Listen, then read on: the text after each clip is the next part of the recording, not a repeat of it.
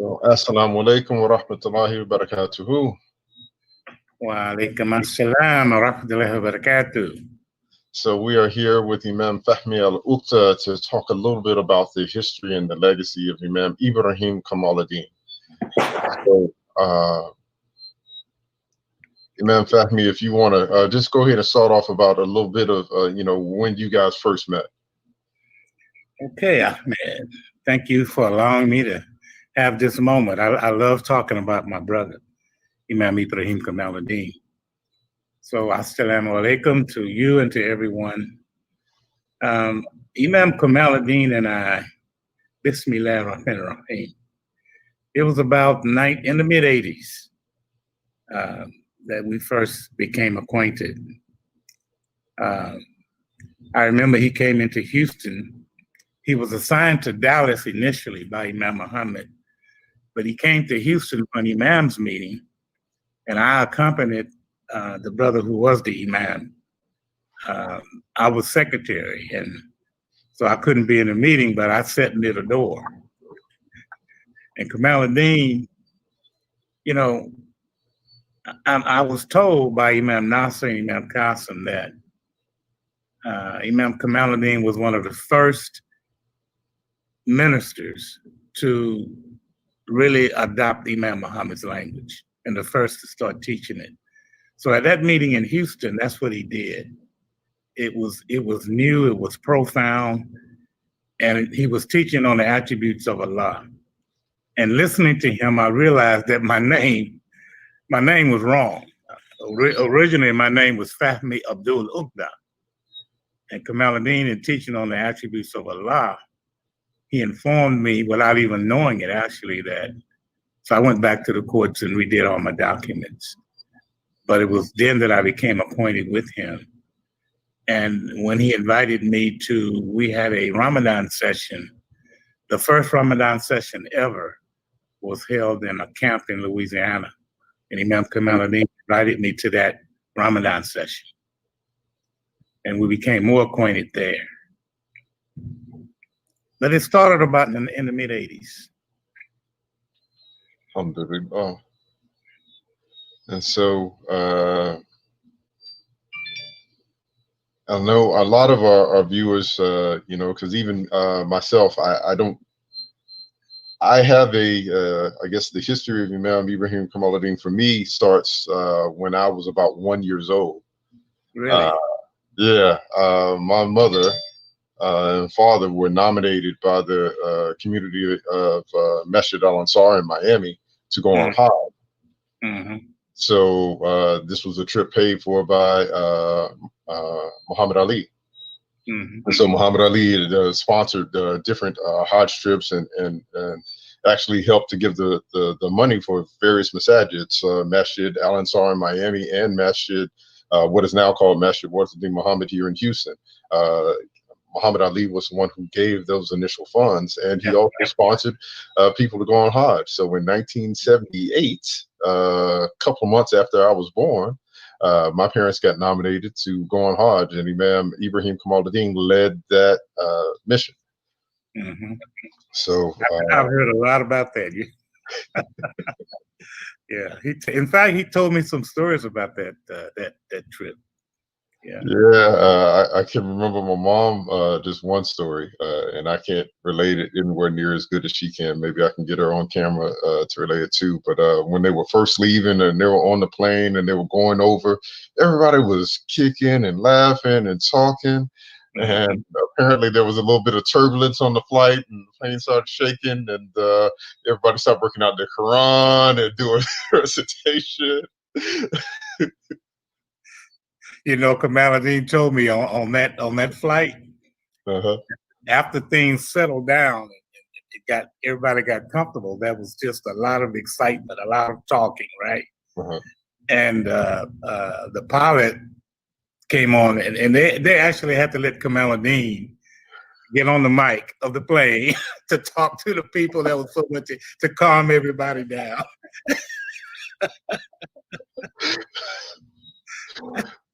He told me about that, People were so, this was the first time. A lot of excitement.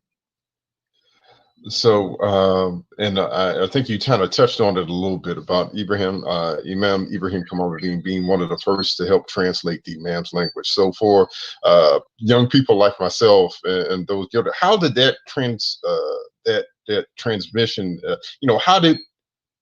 What was his role during the transition? We had Imam Warithuddeen Mohammed transitioning, the thousands, if not millions, of Muslims who were at the time originally under the leadership of Imam Elijah Muhammad, transitioning to the Orthodox, the version of the practice of Islam that we have today. That I know I've heard tell that there were, phone calls where they were explaining how to do the salat. What role did Imam Ibrahim Kamaladeen kind of have in that aspect of it? It is said to Imam Kamaladeen that he was our Umar ibn al-Khattab, radiallahu anhu. You look at his statute, his big, heavy voice, very courageous, feared nothing, an A kicker when needed. Imam Muhammad employed him as a troubleshooter. Areas where there were either resistance to accepting new language or just going too slowly with it, Imam Muhammad sent him to those areas because, like I said, he was the very first to adopt the Imam's language. All right. So he put down trouble very effectively. Very effectively. Yeah. And I know here in Houston, he has a wide legacy as well of all the different things and initiatives that he created. Can you talk a little bit about some of the things he did specifically in Houston, maybe from a media perspective? Sure. And he got into media because Imam Muhammad requested that he do so. Because, his voice, good God Almighty, it's like he's made for media. And in fact, I want to tell a story. I don't want to jump to his book, but he has a listing in the back of the book of just a small amount of the videos that he put out. His videos were going all over the country, not just in the media there in Houston. And at night, there was, I don't remember the name of the station, but the station would sign off with Imam Kamaladeen, giving a bit of wisdom. And that there's some brothers that have even told me that they refused to go to sleep at night until they could hear Imam Kamaladeen on television. And he was the very first Muslim in the United States to engage in dawah through media, especially television, and very, very professionally also, because here in Beaumont we put the programs on here for television that he produced there in Houston, and also one of the chief wardens of TDC. He did an interview with him, and also with him and Imam Muhammad. And during the years in the 80s, when I was going to the federal prison in Oakdale, Louisiana, I was receiving resistance from some of the administration. So I requested to show one of the videos that Imam Kamaladeen had done with one of the wardens in Texas.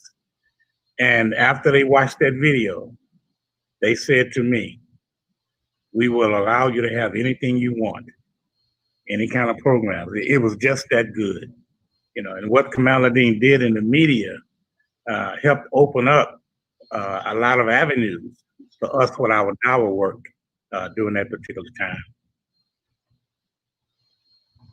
Alhamdulillah. Yeah, that is amazing. So, but I really want to tell you this story about that. Go ahead. You have the floor, Imam. Once, I visited Imam Kamaladeen a lot, and sometimes I'd be at his house, sometimes 8-10 hours. Most of it in the beginning, just listening. One day he invited me. I knocked on the door because he had a studio that he worked in after he had a stroke. Studio built into his house. And he said, the door's open, come on in. I opened the door, he was at the computer. I didn't even know he had a computer. I didn't know he was into computers. And he was sitting there with one finger on his right hand because he was paralyzed in his left hand, typing on the keyboard. And every time he hit a key, he would say doop doop doop doop doop doop doop doop doop doop doop doop doop like that. And I stood there watching him a minute. And then he pointed with that same finger he was typing with at some big binders sitting on the table. He said, check that out. Ugda. I opened the binders and they were full of geometric colored designs. And he had taken a lot of time putting them into these plastic sleeves. And I looked at all of it. I said, who did this? He said, I did. You did this, right? It amazed me. And I took time and went through all of them. Then he said, open that box that's on the floor. I said, what's in it? He said, open it. Well, I opened the box and lo and behold, it was this book. The New World is Here, written by Imam Ibrahim Kamaladeen. And again, I'm shocked. The first shock was him sitting there typing. The next was he had written a book with one finger. So, I mean, I'm happy. I'm happy for him, right? I saluted him. But then I was embarrassed. All that. So I said, Brother Imam, you did this? He says, yes. He said, hand me one of them. So he handed me one and he endorsed it, right? I'm going to read you what he wrote in the book. It says, to Imam Fahmee al-Ugda, a very good friend for many years, Imam Ibrahim Kamaladeen, right? Now, I stayed there a while that day. We sit and we talked. He showed me a lot of things he was doing on the computer. And finally, I left. I go back home. That next weekend, he called me. He was very excited. He said, is your computer on? I said, no. He said, turn it on. I want to show you something. So I turned on the computer. We talked for about 20 minutes. He said, okay, go to your computer and go to such. I said, well, it's still warming up. He said, warming up? Warming up? I said, yes. So he said, God, and he hung up on me. Hey, he called me about, I don't know, 2 days later, and he says, look here, Ugda. I said, yes, sir. You got a good job, right? I said, yes, sir. You make good money, don't you? I said, yeah. Okay. He hung up again. So he called me that Friday and said, what are you doing on Saturday, tomorrow? You got time to come over? I said, sure. So I go again. I knock on the door. He said, it's open. Come in.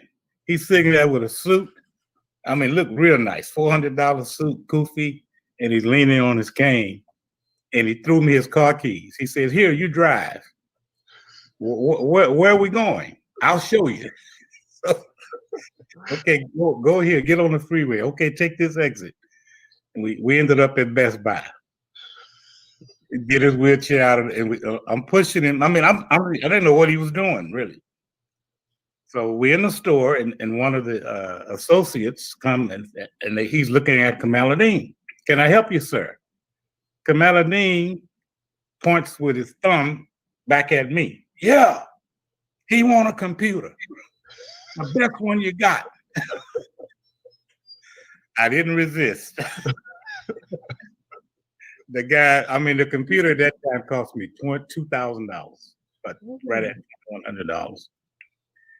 And the guy puts it in a cart, you know. He said, wait a minute. He needs a color printer. The best one you got. So I walked out of Best Buy with the best computer in Best Buy, the best color printer that day. Right? Right. And then we went to Whole Foods and, you know, we had a nice meal and we talked. And I'm sharing that because that was the start. I wasn't into computers. I really wasn't. And looking at Kamaladeen in the condition he was in, and still continuing his work with a lot of excitement. Like I said, I was inspired. I was embarrassed, but I also was inspired. And he was a big part of my getting into the little design work that I can do, but mostly into writing. And a huge part of that. And he was also a huge part of me coming to know myself and my abilities. He saw a lot of things that I didn't see. That's why I listened. I just sat and listened. And I hardly would ever say anything because, you know, his background, his travels, his association and relationship with Imam Mohammed, all the work that he had done, the man had a lot of insight. And he could actually see things in people that I couldn't see. You know, he was sort of like a mentor to me. Even my becoming a student of the Imam's language, I thought I was a student until I engaged with Imam Kamaladeen. I discovered I was a casual listener. I wasn't a student. But through him, I became a student. Alhamdulillah. Alhamdulillah. I think that's at least for people my generation, and inshallah the generation that comes after us, that mentor-mentee relationship ends up being so critical in terms of, you know, recognizing talent and pushing people in certain directions. I mean, from Imam Ibrahim Kamaladeen's book that he showed you, how many books now have you published? One. You know, and that's a story in itself, really. And it's important. I was just talking to a brother this morning. We were talking about the book, and he had just finished reading it, and he wanted to know, you know, look, man, are you on Amazon? I said, yes, I've done all of that. And I told him I made a huge mistake when I first published the book. I got a phone call from one of the top publishers in the United States.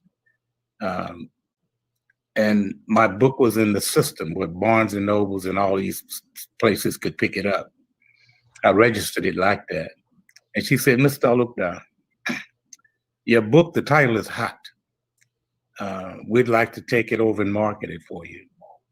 Okay. And she, okay, what percentage, what royalties, what I get? She said 20%. I said, no.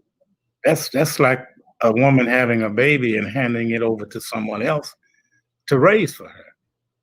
She said, well, what do you expect? I said, at least 60-40. And she said, no author in the world gets a percentage like that. Now, she says, so what's your plans, Mr. Alukda? I said, I will market it myself. She said, you're making a mistake. While you're marketing, you're not writing. Said writers are supposed to write. Writers don't sell their books. It took me a year learning curve to learn to market my book. And I never got back because I was so focused until I could produce 4 books a year. But I got off track marketing my book. And she's absolutely right. Writers should write. And it takes a while to get back on track once you get off track. Big mistake. Yeah. Words of wisdom. I hope everybody out there who was watching can. It's like saying, do what you do. To put it simply, do what you do. There's so much to do out here. There's so much in the work of Islam, al-Islam, in the dawah work. There's a lot to do. You know, my place after a lot of years is writing. Alhamdulillah. I want to show a little bit. I don't think the sound is going to come up, but I'm going to share. This is one of the video AM American Muslim Mission in Focus that Imam Kamaladeen was a host of, and this is one of the shows that was published, started, I think, right here in Houston. Allah. And I found this out on the YouTube. I don't think you guys can hear it. That racial yes. You came with a term, but that's that we use. Hold on a second. Can you hear that, Imam? Yes. Oh, you can? Yeah. Okay. And many confused when they hear that, because I've heard some Muslims who don't understand the reason for this ethnic identity label. They think that we're trying to divide ourselves into a sect or something. I know. And that's the term Bilalian. Yeah, it's because Bilal is looked at as a spiritual figure.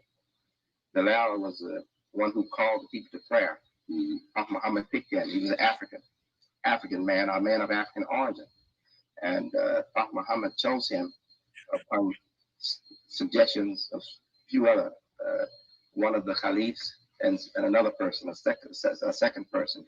And the Prophet saw the same, like a vision of Bilal, the African man, calling the people to prayer. So he was given that post office of the Mu'adhin, which means the one who calls the people to prayer. We have 5 daily prayers, and every prayer is preceded by a call, an adhan that's given in rhythmic, as you know, a rhythmic call, a very beautiful rhythmic call. So he was the one chosen for that.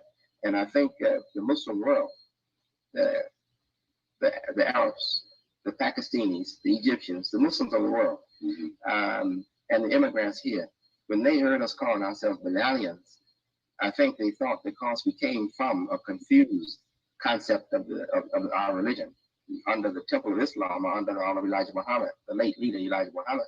I think they thought we were trying to introduce a sect, a new sect, you see. But actually, we weren't identifying with him as a religious figure. We were identifying more with him as a black person whose situation in Arabia is much like our situation in this country 100 years ago. He was a slave in Arabia, and we were a slave here in America. And he came to the knowledge of Islam, and his life improved, and he was given great stature, great station. That's right. Because of him embracing the religion, Islam, Islam. All right. I'm just stop there. There's so much. We can watch this all day long. Yes. Get back over here. Is there any other stories you want to tell about, Imam Kamaladeen, just in terms of his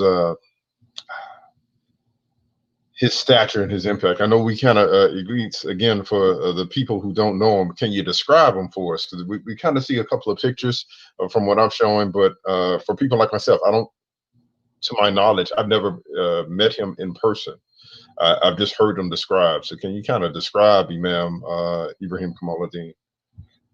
His physical stature, a tall man with a very, very deep voice, a straight back. If anyone, he reminded me a lot of Frederick Douglass in our most immediate history, because Frederick Douglass was a man of that stature also. And Kamaladeen had a command of himself. He had a command of language. He knew, he was aware of his powers and mainly the powers of his voice. And, I can see why, in getting to know him, he had a tremendous impatience with unrighteousness, with hypocrisy, tremendous impatience with it. And no one could be Imam Kamaladeen's friend if they weren't right. No one could. All right. He would straighten you up. I mean, right on the spot. One brother told me once that he went in for counseling with Imam Kamaladeen, and he was sitting up in the chair, started talking. Kamaladeen kept asking him questions, And he said, as Kamaladeen kept asking me questions, I began to perspire. And then I began to slide down in the seat.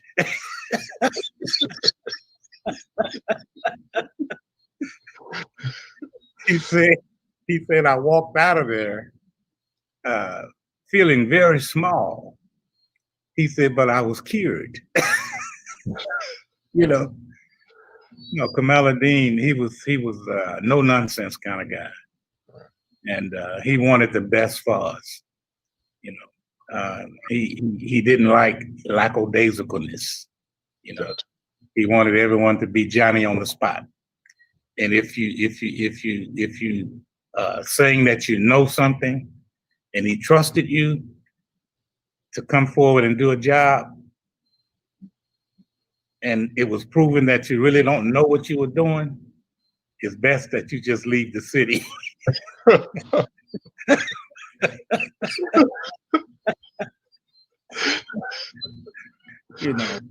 And then all at the same time, he was a very compassionate, a lot of compassion. He told me once of an accident, a very severe accident that he had in his automobile. Now the accident was severe for his car, but not for him. He got thrown out of the car. Oh. The car burnt. Imam Farooq knows the story also. Kamaladeen told me about it. He got thrown out of the car and he landed in sajda on the ground. He said, when I fell on my hand, he said, I knew what I was supposed to do. He said, I did. He said, I put my head on the pavement and I prayed to Allah, And he said, Allah was getting my attention. I had to change. Then, he get into the latter part of his life where the man of powers,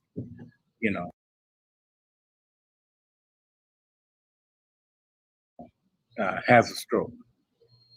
And now he's in a wheelchair. And of course, when that happened, you go through an adjustment period. His work in the media continued. He didn't stop. He kept going. And then as more time passed, in private conversations with him, Allah allowed him to look at himself in the years of his powers, and now in the years being in a chair where he could compare. And there were many times he cried. And he said, I've been so wrong. And may Allah forgive me. Okay. You could see that side of him, the compassionate side, the humble side, where he was still had the history of being our Umar ibn al-Khattab, but now in his older age, and being able to just sit and share and talk, and to because we all go through that. As we get older, Allah gives us the ability to look back, and we do become softer. We do become softer. I saw that in Imam Kamaladeen, and all the beautiful moments that I was able to spend with him, and to learn from him, and books that he encouraged me to buy, which I purchased. And I remember once he said, one called Spiritual Initiatives. Said, okay, I want you to read chapter whatever first. Read it first. Make sure you understand it, because I'm going to call you and I'm going to ask you some questions. Right? That's how he would do me, And also with the Imam's tapes, Imam's language, he'd make tapes for me and tell me which one to listen to first, and then I'm going to call you. Well, that made me listen with a lot of intent, and he told me how to listen.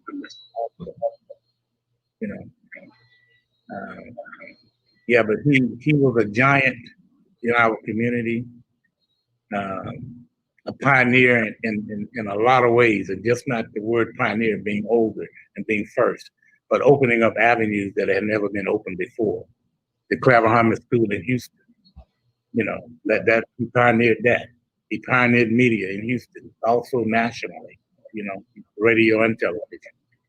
And then, like you were mentioning earlier, his relationship with Muhammad Ali and how he was able to secure the property there that you all are so expertly,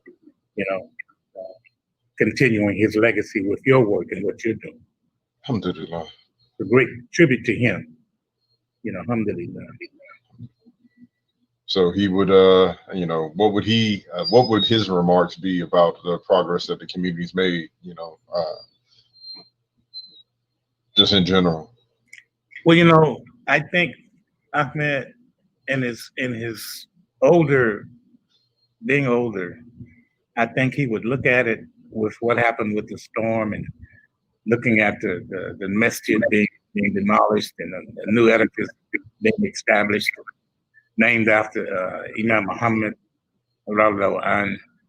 and then community center dedicated to him. I think he would be speechless. I really do. I think that if he would say anything, he would lower his head and just shake his head. Allahu Akbar, Allahu Akbar, Allahu Akbar, Allahu Akbar. Because for a man to be honored in a way that you all are honoring him, and to see what he started to go forward. That's what any man would appreciate that. It would humble any one of us. It would make us speechless. And the praise is for Allah, Yeah. So, Imam, the floor is open. Anything else you want to share? I didn't want to make this. I know we can talk about Imam Kamaladeen for a long time, but anything else you want to share? I think we've kind of gotten through the list of questions that I specifically had. Right. Now, I know that, I don't know if you all know that Imam Qasim Ahmed wrote the introduction, at least the profile of Imam Kamaladeen in Kamaladeen's book. Did you know that? No. And I think Imam Qasim did a wonderful job sort of showing us Imam Kamaladeen and his work. Okay. And we know that his name was Ibrahim already. And just transitioned to Ibrahim. And Kamaladeen, the last name Imam Muhammad, gave that name to him. But I'd like to read something from here that Imam Qasim said, and this is in the latter part of Imam Kamaladeen's life. Imam Qasim wrote, at the request of Imam Muhammad, Imam Kamaladeen became very active in media propagation, television, radio. And with the help of Imam Muhammad, he started El Bayina Islamic Productions, producing quality video productions of interviews, lectures, desktop talks, and tabletop discussions with Imam Muhammad and other imams. The videos were sent to Masjid, centers, prisons, cable TV stations all over the country. These productions have also been sent to countries like England, Arabia, Egypt, and Germany. Then he said on April 18, 1989, Imam Kamaladeen suffered a stroke, which paralyzed his left side. His left arm and leg were completely paralyzed. All praise due to Allah. Imam Muhammad really helped by calling and encouraging him to keep faith in Allah. He also helped him with charities, and there were many other people who helped from all over the country and outside the country. He says, speaking of Imam Kamaladeen said, "This experience has taught me the meaning of gratitude, first to Allah, and then to the people who helped me." So we are now showing gratitude to him and what you all are doing in this lecture. And Imam Kamaladeen, in finishing this up, Imam Kamaladeen says, I will always give praise to Allah for blessing us with the leadership of the Imam W. Muhammad, who has, with the Holy Quran and the life and example of Allah's Prophet and Messenger Muhammad, guided us to the Mustaqim. There is more work that Imam Kamaladeen has done, but limited space won't allow us to list it all. Okay?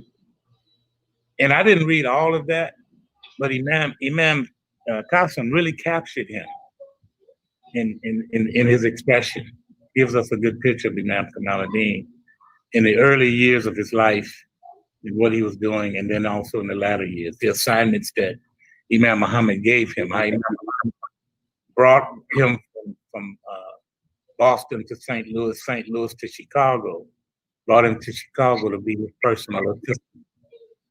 And then because there was problems on the West Coast, he asked Imam Kamaladeen to go there. And then from there to Dallas, from Dallas to Houston. You know, he sacrificed a lot for us. I think that's one of the things that's lost on, that's not highlighted and understood really by subsequent generations. It's just, you know, in the way that, you know, we've seen Malcolm X, the movie, right? We saw how El Haji Malik Shabazz, how his rhetoric style, his language helped to open different mosques across the nation at that point in time. Mm-hmm.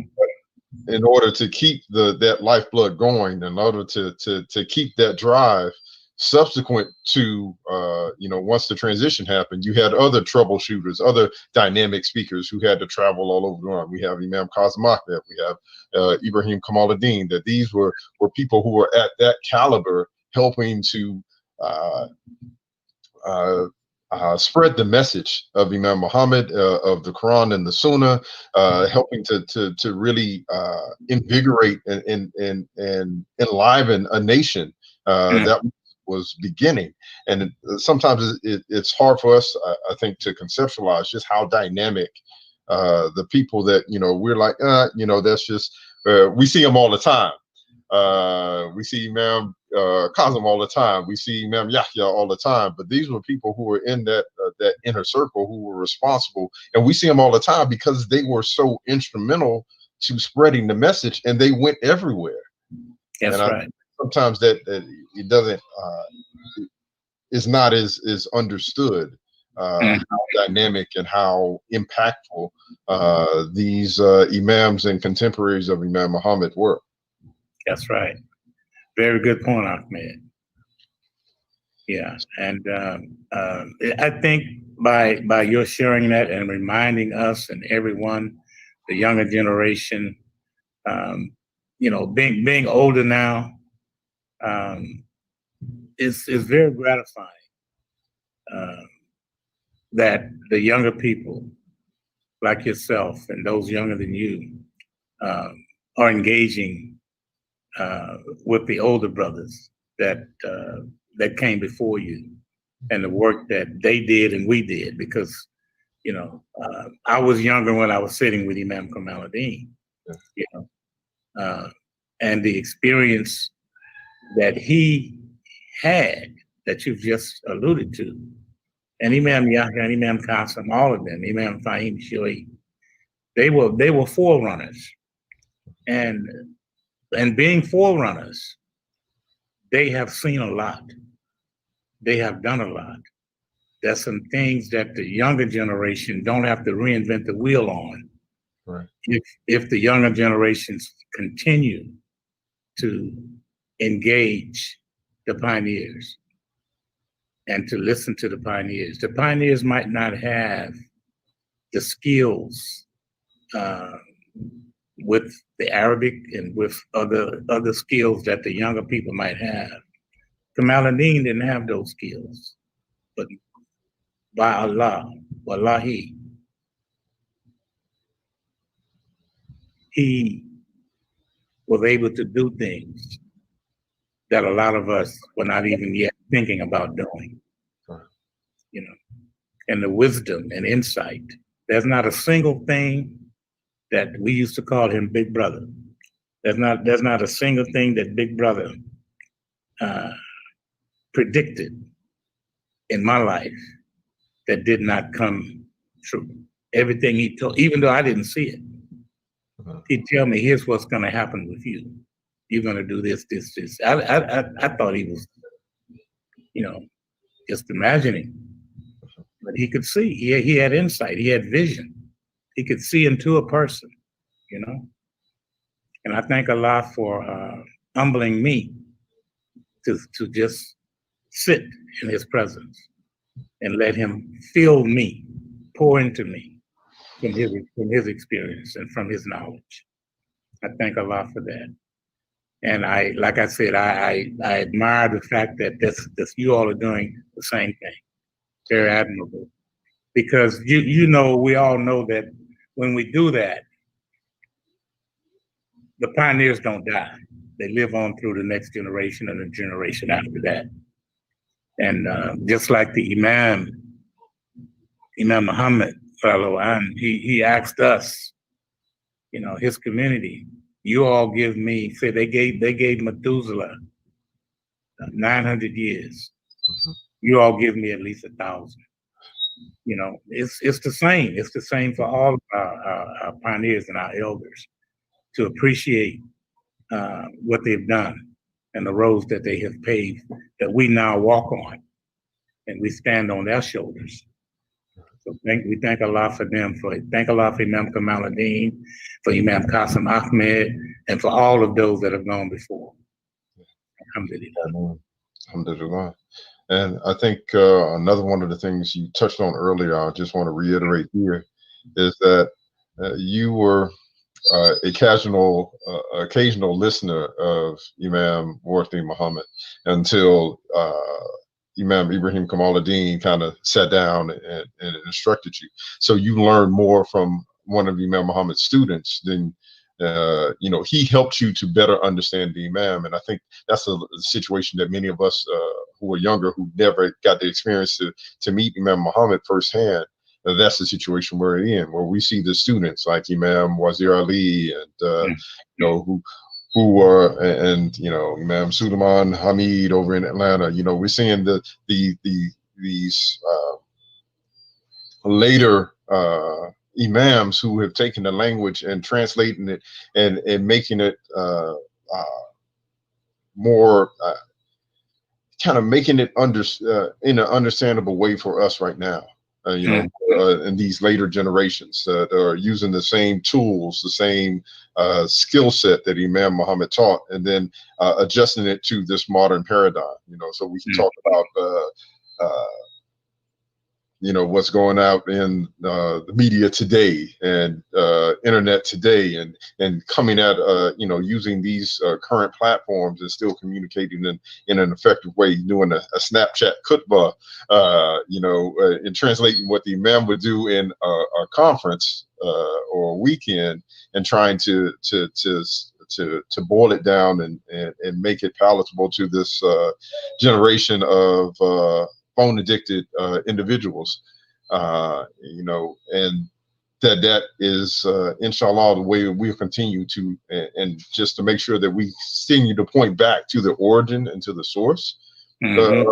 But I think it's totally okay and understandable for some of us to have a more personal connection with the current imams and the younger imams who are followers of that language. Yes, very well said. That's right, Ahmed. Alhamdulillah. Alhamdulillah. So, alhamdulillah.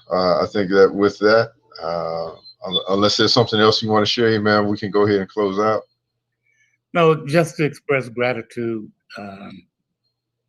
you know, to have this opportunity, and also just complete thankfulness that our big brother is being recognized, you know, and that the community center is being named after him and built on the same property that he was so, you know, that he initiated the purchase of. Alhamdulillah. So he lives, and I pray Allah that this work continues, that the community there under the leadership of Imam Wazir Ali and all of the helpers, so skilled and so plentiful too. That's one thing. We can always need more. So if you out there listening, yeah, join us. No, it's beautiful. It's a beautiful scene. It's a beautiful community. It's good to see the engagement of so many young people, you know.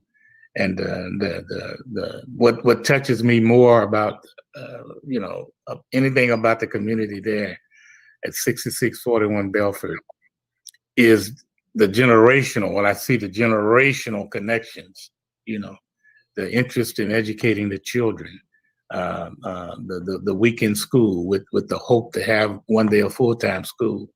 Alhamdulillah, all of us, we're committed to making all of that happen. And we pray for the continued success of the community there in Houston, and perhaps the way that you do things there would be duplicated, inshallah, in other parts of the country. May Allah continue to bless you. May He reward your goodness, you and everyone there at Masjid Warithuddeen Mohammed. And just thank you again, Ahmed. Thank you so much. Yeah, thank you, Fahmee. Yes, sir. So with that, we're going to go ahead and close out and end the broadcast. Thank you all for watching. And again, this has been a blessing, and just one of the clips that we, inshallah, will share as a part of our 10th anniversary of Masjid Warithuddeen Mohammed. That's the renaming of the Houston Masjid of Al-Islam, and the grand opening of the rebuilding that we did, where we built a new masjid on the foundations of the old, literally on the foundations of the old, pattern after West African architecture, to represent and reflect our identity as African Muslims who are African American.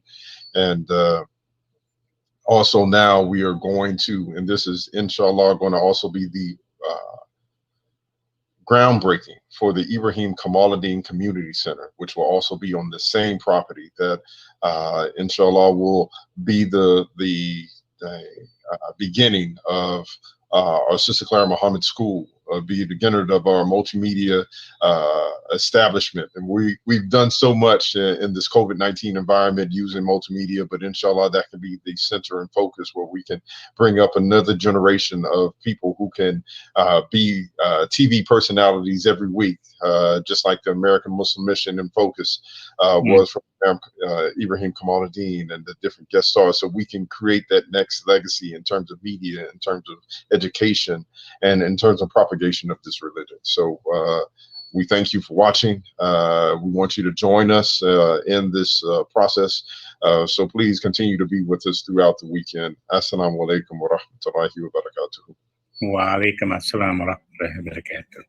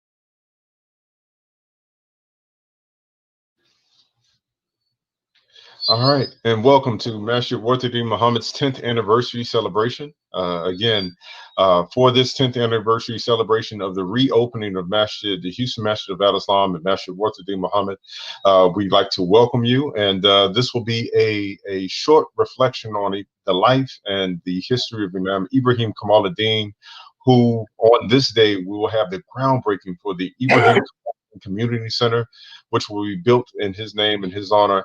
And we have with us Imam Eugene Farooq to share some of his experiences and his stories and his wisdom that Imam Kamaladeen left us all with, and to kind of tell us why it is so important that we named this community center after Imam Ibrahim Kamaladeen. And so, Assalamu alaikum, Imam Eugene Farooq. Wa alaikum assalam, rahmatullahi wa barakatuh. Brother Wow. Imam, Ahmed Shaheed, how are you? Alhamdulillah, I'm doing all right.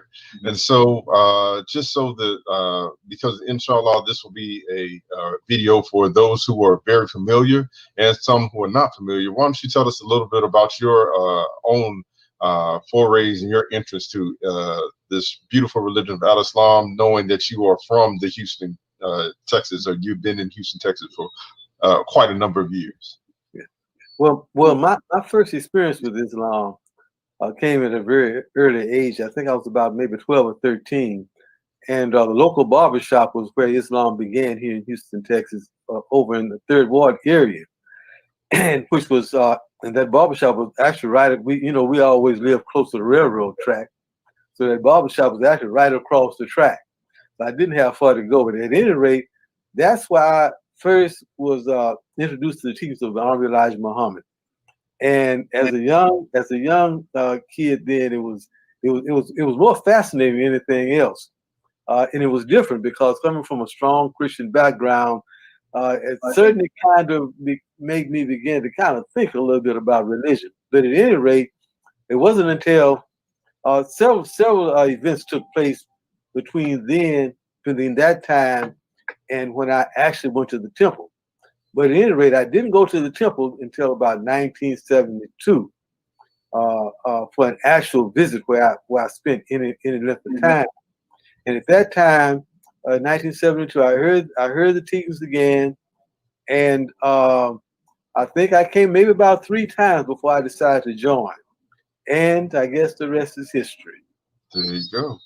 And for our young people, I know they might not know they've probably seen the movie Malcolm X. Was his expression one that you resonated with as well? Yes, somewhat, but like all Hollywood productions, that was Hollywood, and but at the same time, that was also an impression to see that whole thing reenacted as it actually was supposed to have happened. So it had an impact also. As a matter of fact, I think that movie came out kind of late, but I read the autobiography of Malcolm X. I think in 1960, I think it was around 69, and I read it. When I read it, I was in the jungles of Vietnam, and that certainly was an impact on my whole experience with the U.S. Army.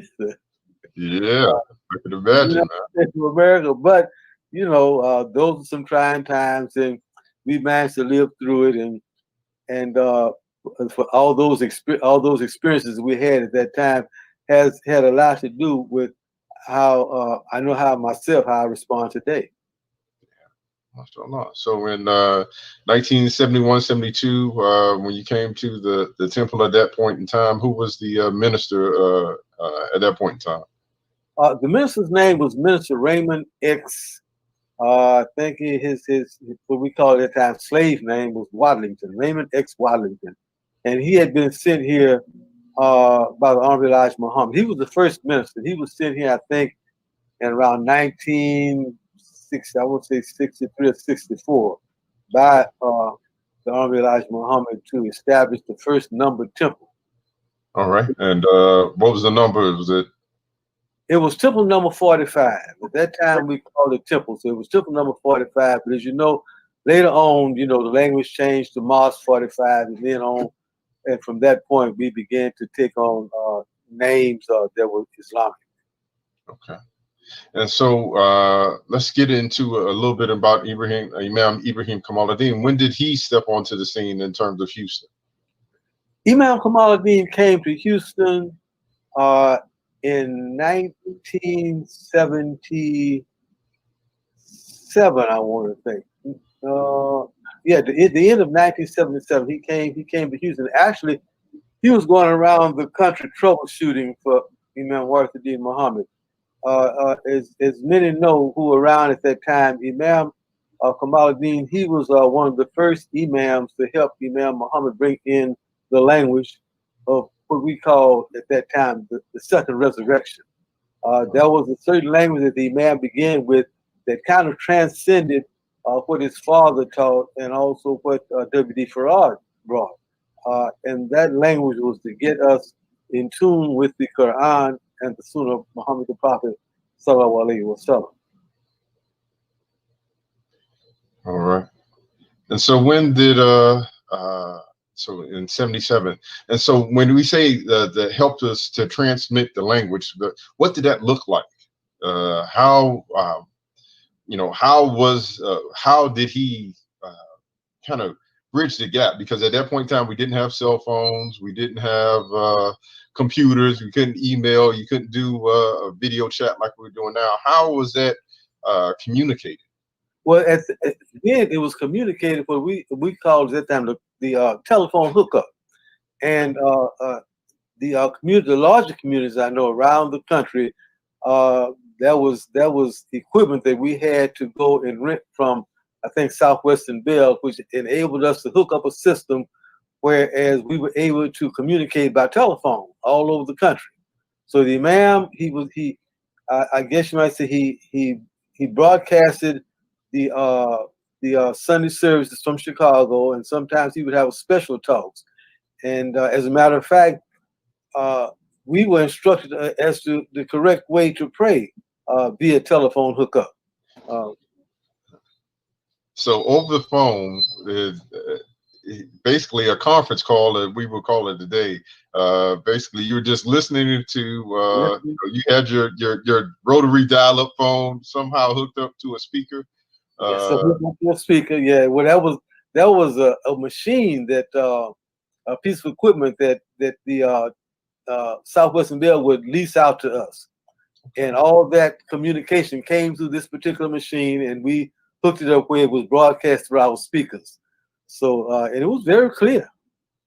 Man, mashallah. I mean, it's just incredible to me to teach thousands of people how to pray by basically just listening, talking over the phone. Right, and this is how we were given the instructions as to how to observe the Ramadan over the telephone hookup. Yeah. Mashallah. All right. And so Imam Kamaladeen, when he came in 70, you said 77, 78? He came the latter part, I want to say the latter part of 77. Okay. And he was actually going around the country troubleshooting for Imam Warithuddeen Muhammad at the different locations where they were having a problem, I guess, accepting the language. So he went around the country doing that. And at that particular time, he had just left Dallas. He went to Dallas because Dallas was having some issues.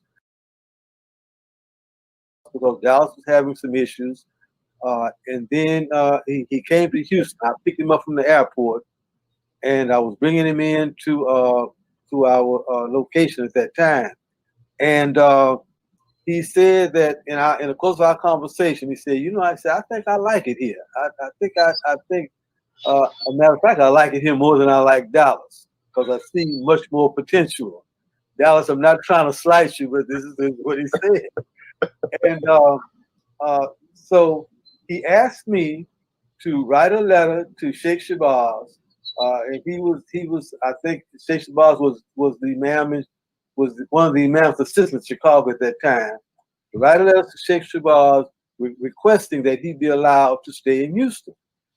And so Sheikh Shabazz his reply was, if you all could circulate a petition, and those believers who would like for Imam Kamaladeen to come to Houston, if you can get enough signatures on that petition, then Imam Muhammad will assign him to Houston.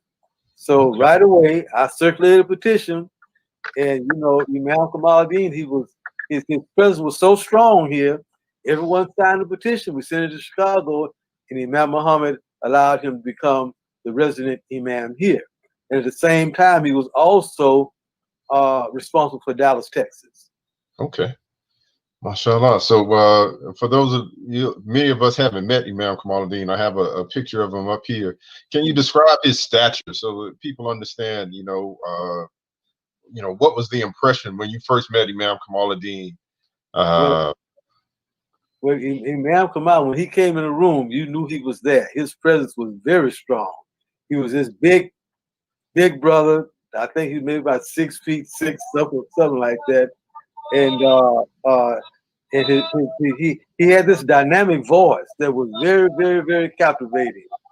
And that was kind of new to us. We little country people. But at any rate, he came down, and we were really fortunate to have him to come and being assigned to Houston at the request of the believers, because he was one of the main supporters of Imam Warithuddeen Mohammed, and he knew exactly how to begin to organize and establish this community as visioned by Imam Muhammad. Alhamdulillah. And so I know in that I was born in '77, so I know there's one story that my mom has shared with me, because she was nominated by her community, and we're from Masjid in Miami. Another masjid that was paid for and purchased by Muhammad Ali and his business manager Jabba Shabir, just like the Houston Masjid of Al-Islam. And I want to come back to that, but I guess 6 months after I was born, they were nominated to go on Hajj as a part of that Hajj delegation. I think this was the second Hajj delegation after the transition, and I think you were on that trip too. And I think Imam Kamaluddin was the leader of that trip. Yes, he was one of the group leaders. And as a matter of fact, I was awarded the opportunity to go on that Hajj with the help of Jabir Muhammad, the Imam's brother, who sponsored. I think at that time, he sponsored maybe about 300 believers to go on Hajj in 1978. And the Imam Kamali, he was one of the group leaders. As a matter of fact, I kind of assisted him in helping him to kind of keep the account of our group, because the group was split up into maybe three or four different groups, but he led one of the groups. Okay, mashallah. And I think it's important for people to know that a part of Muhammad Ali's legacy and just the legacy of that group of individuals, Muhammad Ali, business manager Jabir Muhammad, is that not only were they outspoken advocates, who our hopes and aspirations rested on, but they also did all of this behind the scenes work in terms of buying masajids, sponsoring trips to Hajj, just creating this community of believers. And I mean, 300 some odd believers going on Hajj. I mean, when we think about going on Hajj now and how expensive it is, that's just amazing. It's amazing. Absolutely. Absolutely. And not only were they responsible for the purchase of the masjid in Houston, but they did similar things around the country as far as purchasing property that were eventually made masjids Islamic centers. Yeah. And so one of the things I think my mom shared this story too was on that trip, just to speak to the presence of Imam Ibrahim Kamaladeen, that apparently when when everybody was first leaving or they're just getting on the plane, there was a lot of talk and a lot of conversation going on. Everybody was kind of in a very joyful spirit. And then I think you might be able to tell the story better than I can, but apparently there was some turbulence on the flight, and then something. Let me tell you the story, because I remember like it was yesterday. We were we were in transit. At least we were on our way to Mecca, and we had to land in Egypt. But the problem was during that particular period of time, Egypt was at war, so they had the airport in a state of lockdown, and they weren't allowing any planes to land in Egypt. So in turn, we had to circle. Our pilot had to make circle around until they gave us permission to land. And in the process of him circling the plane, we began to run out of fuel. Everybody on the plane was just laughing and giggling, and I mean, and just being so joyful. And here we are in the air over Egypt, running out of fuel, and can't land. Imam Kamaladeen went into the cockpit, and with his strong voice, his strong presence, he brought us back to sobriety, and in turn we began to say Allahu Akbar, and well, and the way it turned out, we were allowed to land, and everything just worked out fine. Alhamdulillah. And so you mentioned here that the Masjid, Houston Masjid of Al-Islam, which was initially bought by Muhammad Ali, did Imam Kamaladeen have something to do with the location selection? Yes, well, as a matter of fact, Imam Kamaladeen, he was the one who initiated the negotiations. Imam Kamaladeen,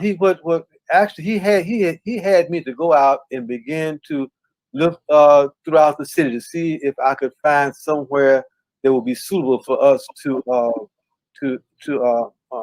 have our mosque, because at that time we were located at a storefront. So I began to search throughout Houston. I went out to Cashmere Garden along with Imam Kamaladeen, and we looked at some property out there, and it didn't suit the purpose. So I began to venture out in the South Park area, and I came across the building, which was the Third Church of Christ Scientists, right there on the corner of Belford and Hope. I went and reported back to Imam Kamaladeen that I think I found somewhere that would be suitable for us. He went and he looked at it. He was very pleased with it, and as a matter of fact, the realtor that owned it was my next door neighbor. You know, when I was a kid living in the Riverside area of Houston, it was G.K. Coleman, realtor, and he was my next door neighbor and very good close friend. So that made the deal even easier to transact. And Imam Muhammad Imam Kamaladeen, he got in touch with Imam Muhammad, told him we had found a building, etc., etc. And in turn, Imam Muhammad notified his brother in Java and requested that they assist us in acquiring that property, and the rest is history. Alhamdulillah. And so Imam Kamaladeen is also credited with a huge aspect of media dawah. Can you talk a little bit about that? Yes, Imam Kamaladeen, he pioneered the establishment of Al-Islam in the media here in this country. He started off establishing the Islamic media here in Houston, Texas. As a matter of fact, when he was here in Houston, the demand for Kamaladeen on radio talk shows were very overwhelming. He was first interviewed by a talk show host named Alvin Van Black, who had a talk show on KPRC TV, which was predominantly listened to by Caucasians. He also was invited on the Michael Harris show. He also and that was on KCOH radio. He was invited to appear on Clifton Smith. We called him Clifton King B. Smith on KPRC TV, and he would do the devotion on KPRC TV. Matter of fact, he was the first Muslim to do the devotion on TV here in the city of Houston, and he would close out after the national anthem. He would close out at night on the TV, and then in the morning he would do the devotion, and that had a lot to do with the original events of Islam being influenced in Houston. We had the first radio broadcast, Islamic radio broadcast, was here in Houston on radio station KLVL, where Imam Kamaladeen was able to get the world broadcast of Imam Warithuddeen Mohammed played here in Houston.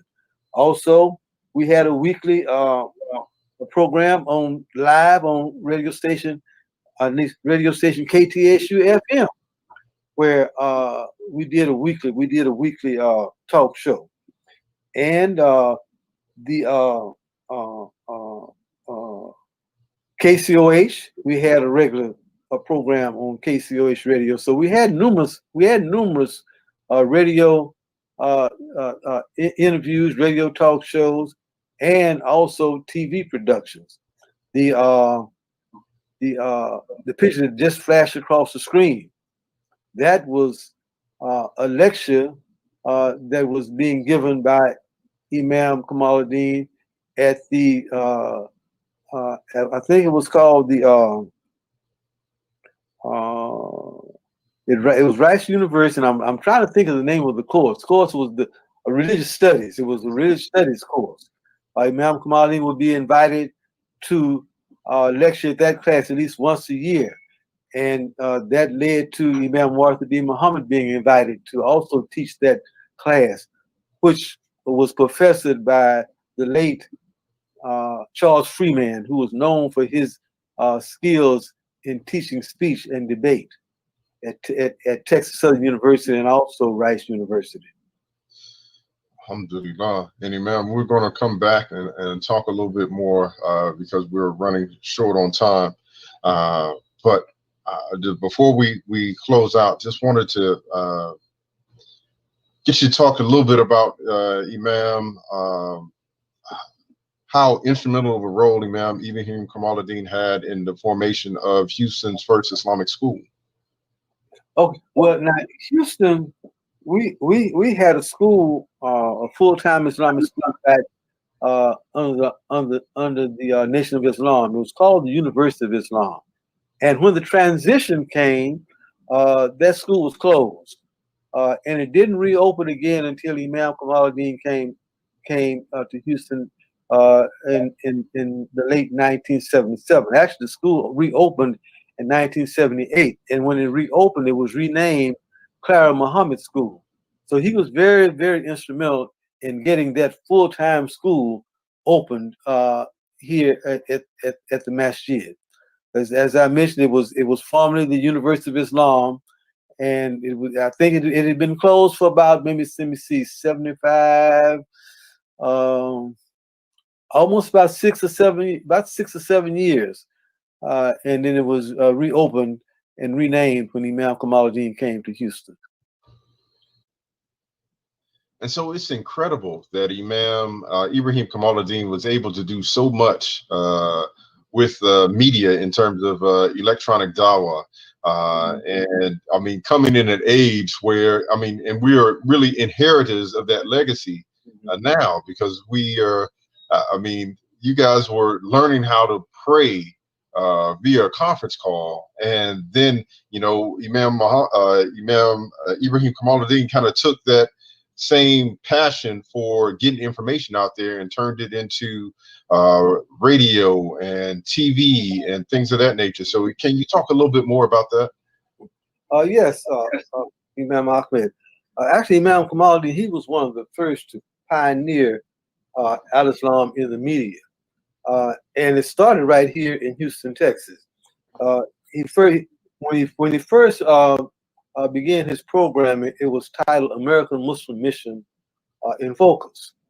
And I think what we're seeing on the screen right now was one of the programs that he did where he interviewed Imam Warithuddeen Mohammed, Imam Arthur Farah Khan, and also Imam Yahya Abdullah.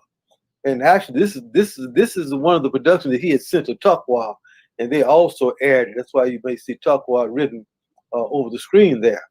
But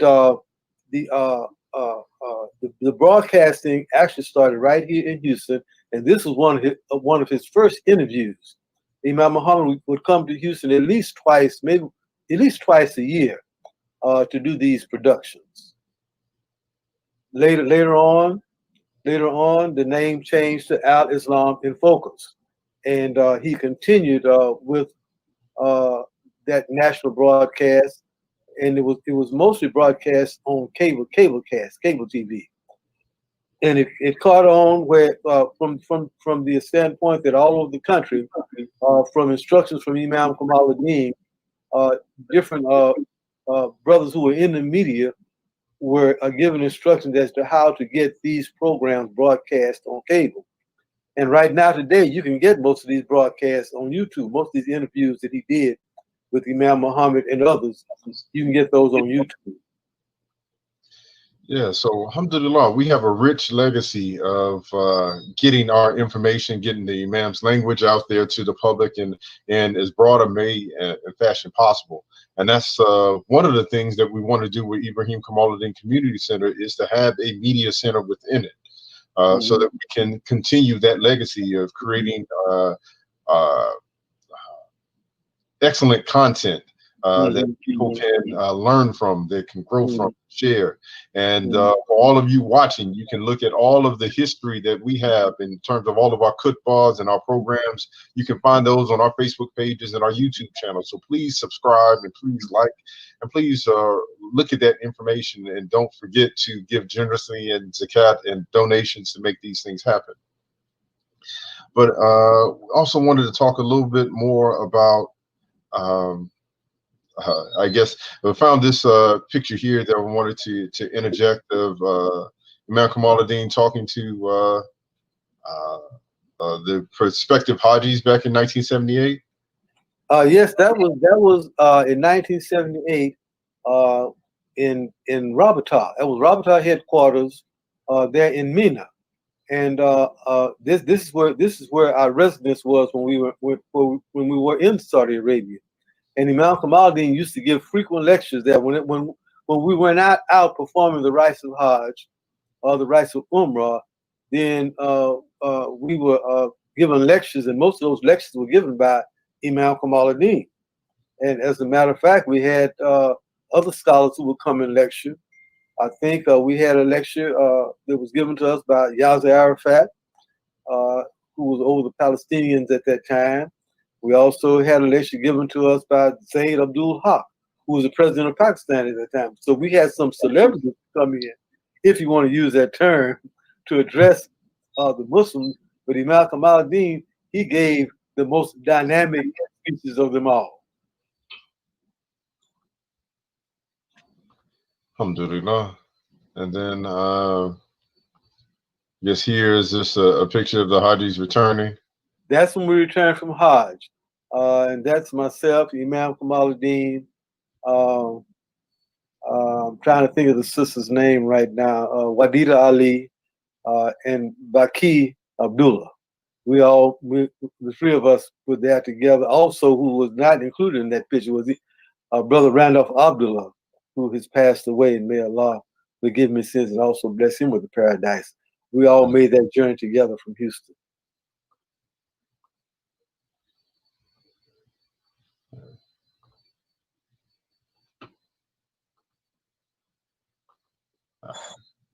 So yeah, and then we have one more picture here we wanted to share. Just talk a little bit about what was going on here. Now that picture was taken at a tribute that we gave here in Houston for Imam Ibrahim Kamaladeen. This was after he had his stroke, and but the stroke really, he had a stroke, but the stroke, it really didn't stop him. I mean, he was active almost after he had the stroke. He was just as active as he was before he had the stroke. But anyway, we saw it only fitting and proper for us to do a tribute to him because of his contributions, not only as being an imam with the community, but also being one of the forerunners in Islamic media. Alhamdulillah. So with that, Imam, any closing thoughts, anything you want to share? Make sure this next generation of believers, especially those who attend and revere Masjid Warithuddeen Muhammad and the subsequent imams that have taken leadership, anything you want to share with them? Well, we have had a very extraordinary history here in Houston from the very beginning. We have had some very dedicated, very sincere brothers who have came forward and led the way for what we're experiencing right now. Imam Kamaladeen being one of them, and Imam Kamaladeen being one who I would say made a very substantial contribution to what we see being enhanced and taking place right now. And I think if he were still with us today, his health had begun to decline. He had a stroke, but I think if he was still with us today, he would be so overjoyed that he just might get up and start walking again. That's just how much I think he would have appreciated what has been done and what has been added to what started many years ago.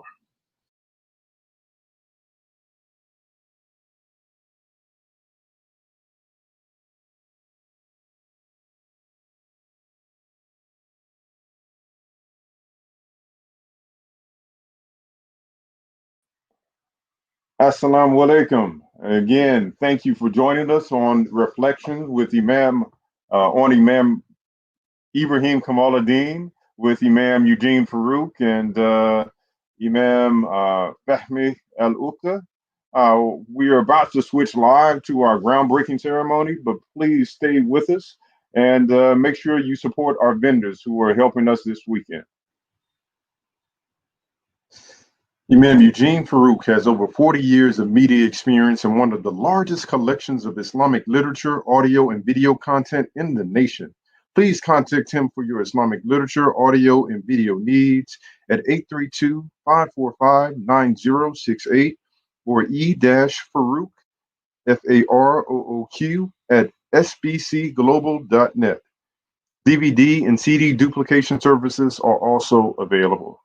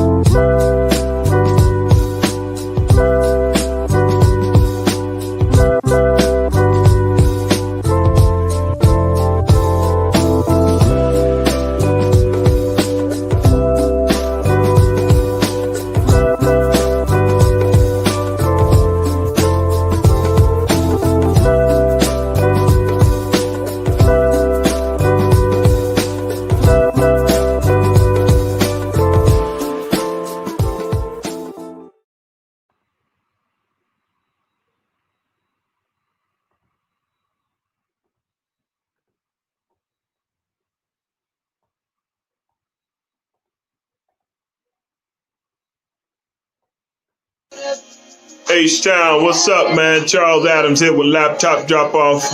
Checking out, man. Signing out for the day. About to make one more delivery. We're still doing our thing. Don't hesitate to come by 2656 South Loop West. Taking care of the people, man. COVID is still here. So have helped about 156 families so far. Give us a call, 346-302-6086. Holla.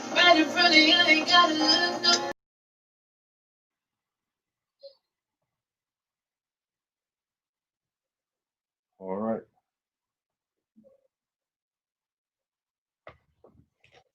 Planet Vegan is the newest culinary venture by our very own Gabriel Soul Food and Barbecue, the only soul food and barbecue caterer with full vegan options. Visit him today at OST and or call him with a minimum of 5 orders to qualify for delivery, 713-587-6760.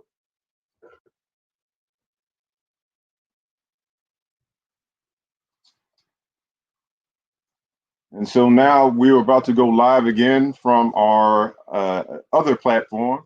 So please continue to join us and continue to enjoy us this weekend.